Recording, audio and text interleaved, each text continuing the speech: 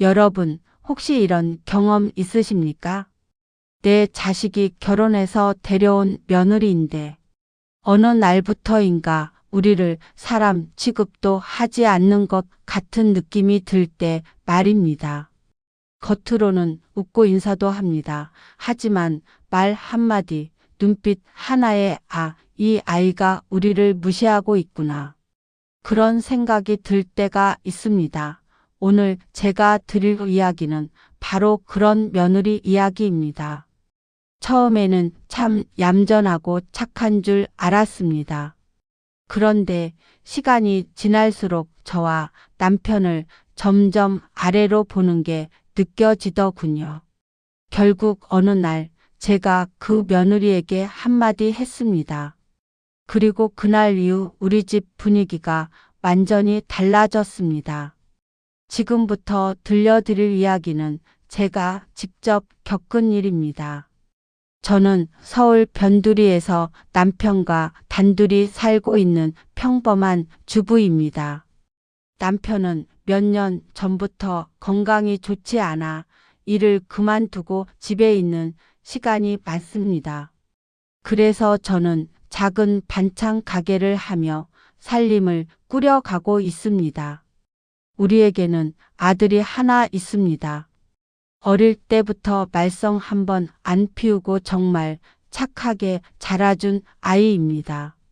그래서 아들이 결혼하겠다고 했을 때 저는 그저 고맙기만 했습니다. 엄마, 결혼할 사람이 있어. 그 말을 들었을 때 저는 어떤 아가씨든 우리 가족이 되면 잘 지내보자고 마음 먹었습니다. 며느리 이름은 지연이었습니다.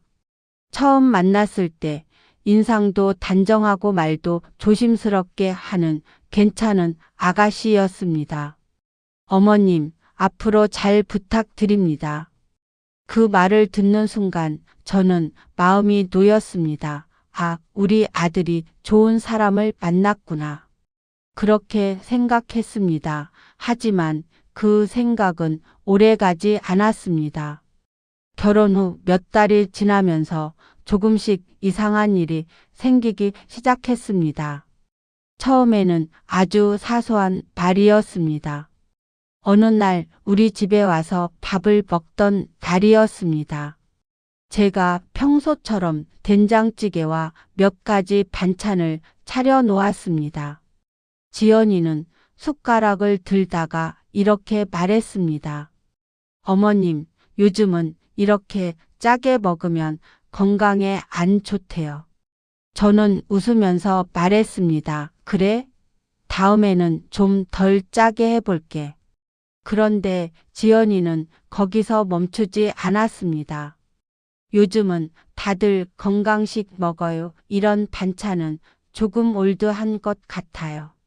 그 말을 듣는 순간 제 마음이 살짝 불편했습니다. 하지만 저는 아무 말도 하지 않았습니다. 젊은 애들은 생각이 다를 수도 있으니까요. 그렇게 넘겼습니다. 그런데 그게 시작이었습니다. 시간이 지나면서 지연이의 말투는 점점 달라졌습니다. 어느 날 남편이 기침을 심하게 했습니다. 그러자 지연이가 말했습니다. 아버님은 병원 좀 제대로 다니셔야 되는 거 아니에요? 그래서 제가 말했습니다. 다니고 있어. 그러자 지연이가 이렇게 말했습니다. 그래도 관리가 좀 부족하신 것 같은데요. 그 말을 듣는 순간 남편의 얼굴이 굳었습니다. 그 표정을 저는 지금도 잊을 수 없습니다. 하지만 아들은 아무 말도 하지 않았습니다. 그저 웃으며 말했습니다. 지연아, 그런 말은 좀 그게 전부였습니다. 그날 이후로 저는 마음이 점점 불편해지기 시작했습니다.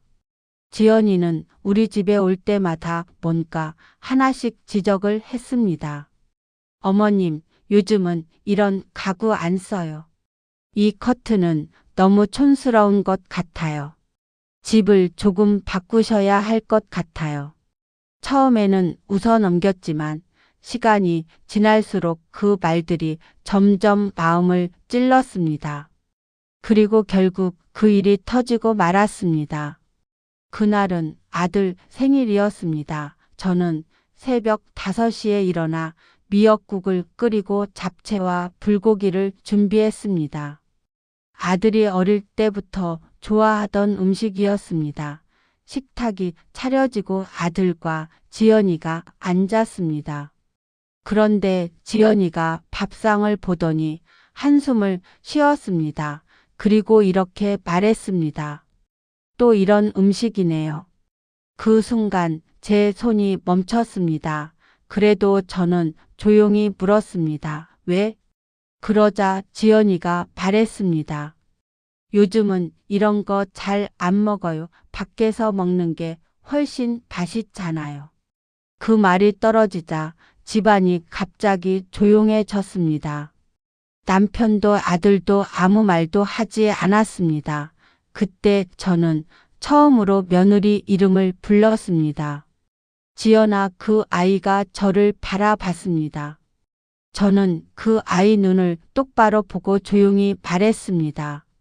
너 우리 집 음식이 그렇게 싫으면 다음부터는 안 와도 된다. 지연이의 얼굴이 굳었습니다.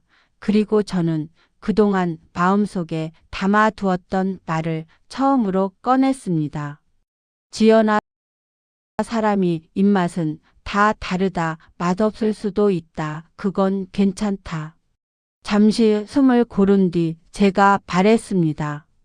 근데 사람 마음까지 무시하면 안 된다. 지연이는 아무 말도 하지 못했습니다. 저는 계속 말했습니다. 이 밥상은 내 시어머니가 새벽 5시에 일어나 만든 거다. 너희 아들 생일이라고 그래서 기쁜 마음으로 만든 거다. 그리고 마지막으로 이렇게 말했습니다. 맛없으면 안 먹어도 된다. 하지만 사람 마음은 그렇게 함부로 말하는 거 아니다. 그 순간 지연이의 눈이 흔들렸습니다. 그리고 잠시 후 지연이가 고개를 숙였습니다. 어머님, 죄송합니다. 그 말을 저는 그날 처음 들었습니다. 그날 이후 지연이는 조금씩 달라졌습니다. 어느 날 집에 와서 이렇게 말했습니다. 어머님, 김치 담그는 거 제가 좀 배워도 될까요? 그래서 제가 물었습니다. 왜? 지연이가 웃으면서 말했습니다. 남편이 어머님 김치를 너무 좋아하더라고요. 그 말을 듣는 순간 제 마음이 조금 풀렸습니다. 사람은 처음부터 완벽할 수 없습니다. 하지만 잘못을 깨닫는 순간이 있다면 그때부터 가족이 되는 거라고 저는 생각합니다. 지금도 가끔 지연이가 우리 집에 옵니다. 그리고 이렇게 말합니다. 어머님, 오늘은 제가 밥 할게요. 그 말을 들을 때마다 저는 속으로 생각합니다. 사람을 바꾸는 건 큰 싸움이 아니라 진심이 담긴 한마디일지도 모른다고 말입니다.